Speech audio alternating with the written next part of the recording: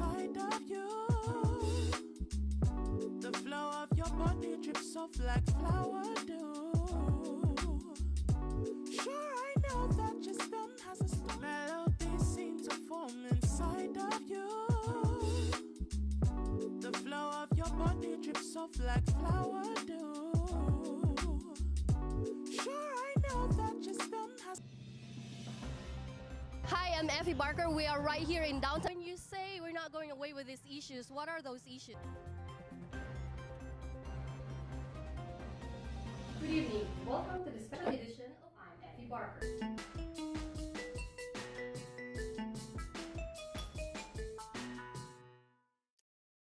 Hello, Great Britain. Hello, world.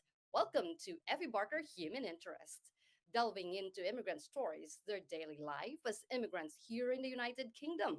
Only here on Love the Beat Radio, LDBR. Today, we are delighted to have our first guest, originally from California, now living in England.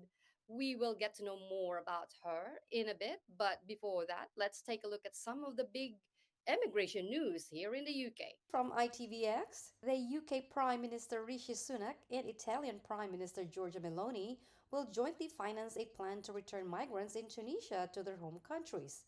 The number 10 said that both countries agreed to co fund a project that would see the two countries promote and assist the voluntary return of migrants currently stuck in Tunisia.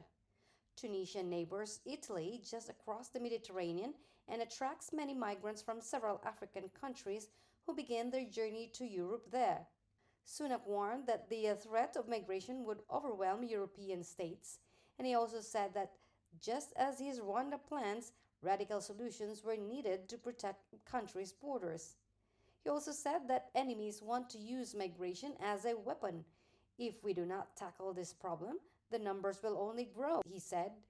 It will overwhelm our countries and our capacity to help those who actually need our help the most.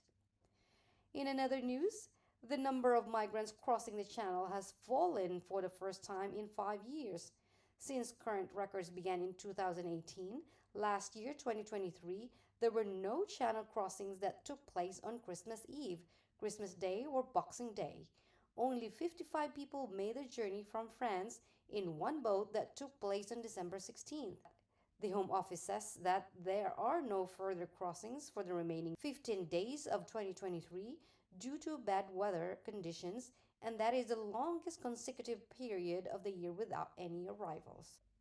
Right, let's listen to my pre recorded conversation with our guest back in October when it was still hot, Leslie Miller Stevens. Our guest for today is born in Long Beach, California, and raised in Catalina Island. Wow, it's a beautiful place, Catalina Island. Then moved to England in July of 2019. Her husband is English, and they have two lovely daughters, aged 5 and 3 years old. Let's welcome Leslie Miller Stevens. Let me put in here. Hello, Leslie. Hey, Effie. How are you? Very good, very good. Thank you. I'm so happy that I know you're very busy, and thank you so much for squeezing us into your schedule. No problem. Whereabouts are you, Leslie, in the UK? I am in South London. I'm in Purley, in Croydon. Berlin, Croydon. Yeah. Yeah, Croydon. I know the train that goes there from here Yeah. stops Yeah. in Croydon, so I heard it often. How is the Yes. weather in Croydon right now? It's really hot where I Oh, am, yeah. It's super hot here too. Very hot. and we're all covered, both you and I.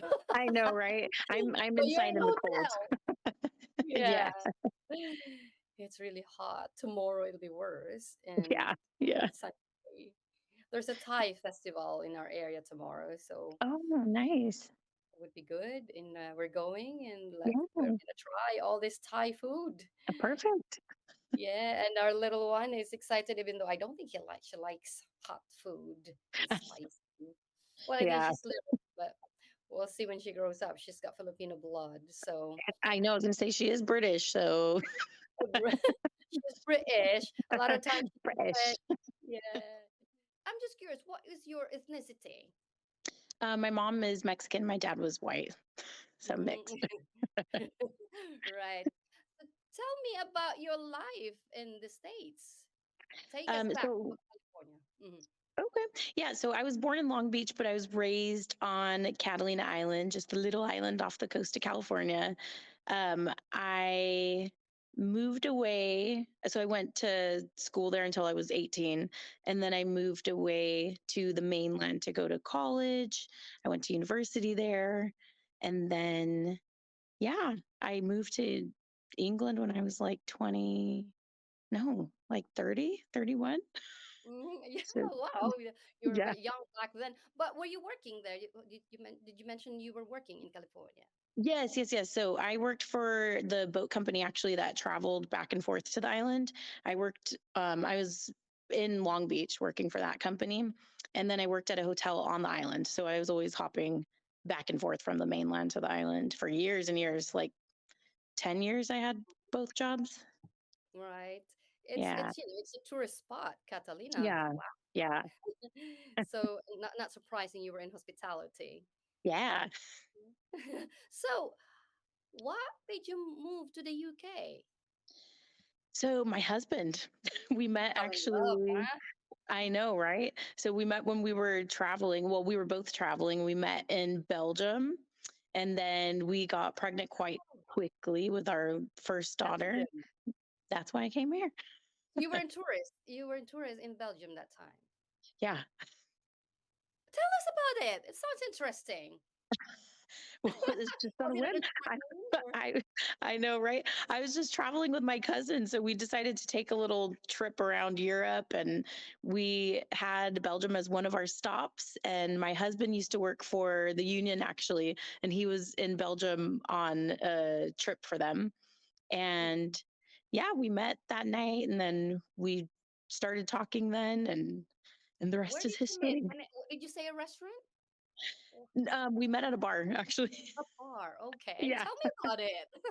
Yeah. Well, it was random. We met actually at an Irish pub. So in Belgium, I don't know how that works, but yeah, the one Irish pub that was there, that's where I found him. And was he the first one to approach? And did you understand right away the accent? And Yeah. I was like, "Oh, you're British? How weird." British. Yeah. But yeah, that was that. And we kept in contact. Actually, when my cousin and I were still traveling, he met up with us a couple weeks later in the Czech Republic. And so we got to know Mhm, each other a little bit more. mhm. Yeah. So you said that you got pregnant pretty quickly, and was that the Yeah, yeah. decision right away to move to the UK, or did you go back to the States first, or? No, no. So I went back home and then I found out that I was pregnant when Mhm. I went back home. Okay. And um How was the, that? Were the, you scared? yeah, yeah, I was. I was like really caught off guard.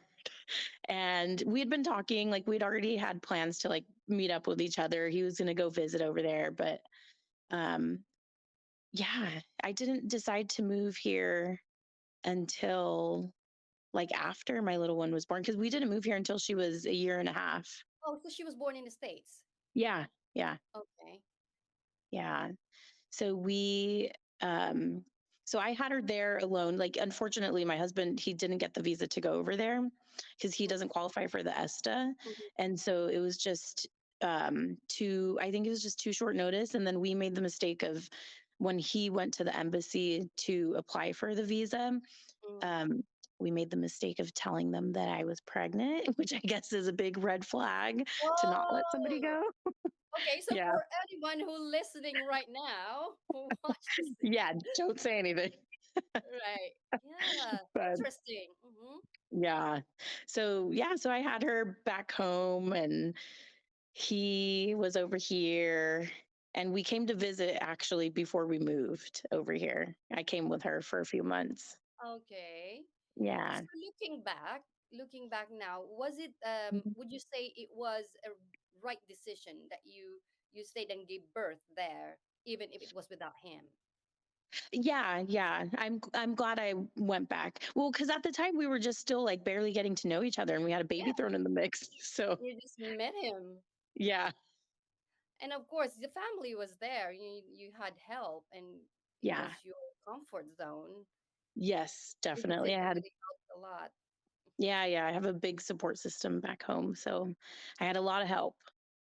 Okay. And so what happened after that? So you visited here with her after a year.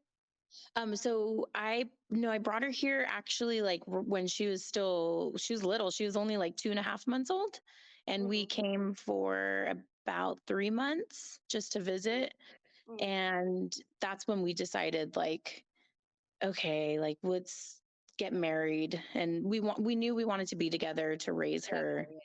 Yeah. Yeah, and So then that the was quick. the yeah, go ahead. Oh, go ahead. Yeah. So that was the driving factor that you moved here because you want to be together. Yeah. And it was just quicker. Like looking at all the paperwork, it was just quicker for me to move here rather than him to go to Mhm. the US. Was there a part of that decision to move here on top of being wanting to be together? Was there a part of it that because you like UK? Um, to be honest, There was a pause. Okay. I know, right? To be honest, I no, my heart wasn't here in the UK. I didn't have anything. Like I would have never moved here if he wasn't here. I didn't have any desire. It was only him that brought me here. Okay, what was that? Was that because you were comfortable in California? Was it because of the weather? Was it because of the family? Yeah, family plays a huge part of it. And you're right, weather, as you know, is Mm. a huge part of it too. I know it's silly, but it's hard being over here when it rains all the time. It's very difficult for a person that comes from somewhere that's sunny. Yeah, Ah, yeah, yeah. yeah, So but yeah, part of that reason is because of family and the weather. Was there anything else? um, Job also, yes, I was gonna say work. So I came right, well, like you, like we came close to right before COVID, and it was just hard. I think it's hard to find a job, and I found myself like really missing home because of that, because of my family, because of work. I just felt like switching. I don't know, it's And hard you over didn't here. see that before moving here. Before you moved here, did you know that that would might be difficulty to find a job here, or were you just thinking it'll be okay? No, so I was in like my own world, I guess, because when I when I planned moving here, I knew I wouldn't be able to work because I was actually on a fiance visa when I moved, so I couldn't Okay. work until I got my spouse, until we got married. Was And it then easy to get a fiance visa than the um spouse? yeah, I think so. So actually the first time I applied for the wrong one, we thought like I could come over here and then get married and then change to a spouse visa, but it wasn't, it was just like a regular visa. Okay. So it was the wrong one. But the fiance one, the second time around, it was easy. Like they asked for a lot of paperwork, but it's quite easy. And it was, I think like the process took a long time because of us like getting our paperwork together. But other than that, like if you have everything sorted out, it's straightforward. And Yeah. is it the same as in the States? Because I went to the States in a fiance visa as well before. But so is it Oh, the okay. same as like you have 90 days and then you Um, it's double. So you get 6 months, 180 days. oh, okay. Yeah. And so otherwise they're gonna send you back if you don't get married, that kind of stuff. Yes.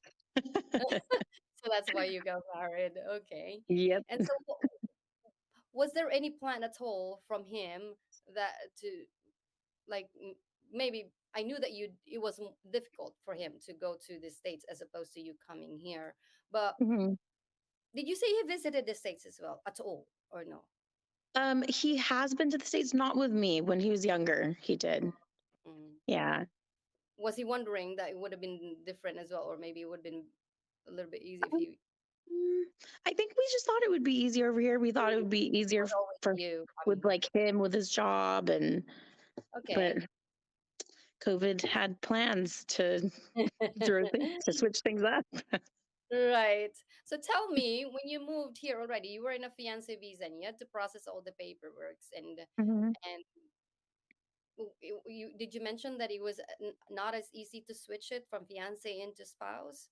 So you got Um, married here, okay? yes, yeah, we got married here. We actually got married up in Scotland, and so Oh, it's still the interesting. UK, so it's fine. And then Why Scotland?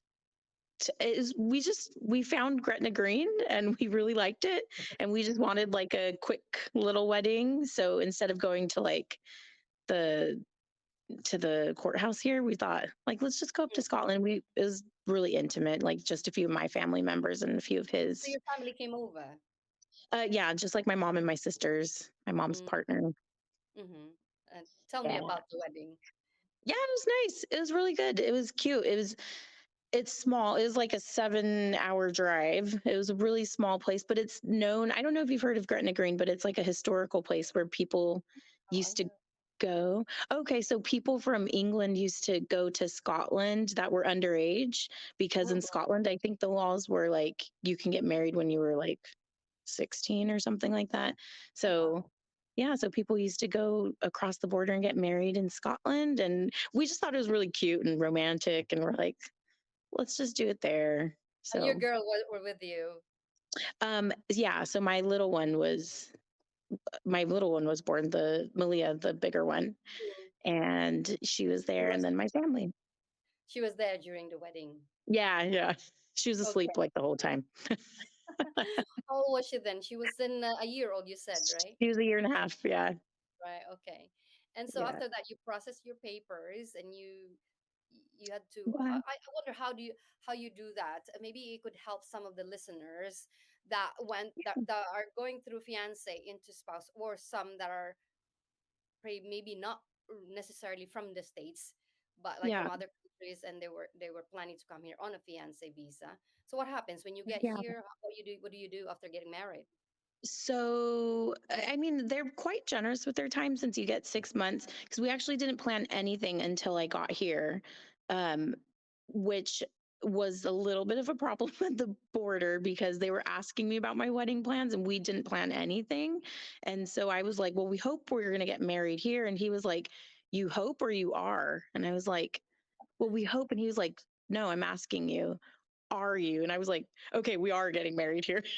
Like he was a little bit tough, but um I think yeah, I think like you have enough time to like plan things once you get here, and then transitioning from fiance visa to spouse visa is not that bad, except you have to make sure to get what you need, I think, ahead of time. Like us, we weren't really sure. So we were kind of scrambling again. Like when we switched the visa over, you had to have like utilities under both of your names. You have to have your council tax under both of your name. Like you have to have a lot of proof. Like I don't know if you found it hard, but getting a bank account here is not that easy. It So, wasn't that difficult for me. Mm. oh, it wasn't. It Okay, wasn't, I and it was easy. so I had a hard time because everywhere I went, they were not letting me open an account since I was on a fiance visa still. They were like, so I was like, what?